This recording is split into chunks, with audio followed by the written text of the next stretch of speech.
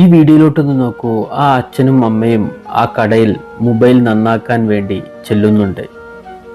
ആ അച്ഛൻ പറയുന്നുണ്ട്, ഈ മൊബൈൽ നെറ്റ്വർക്ക് കോളുകളൊന്നും വരുന്നില്ല എന്ന്.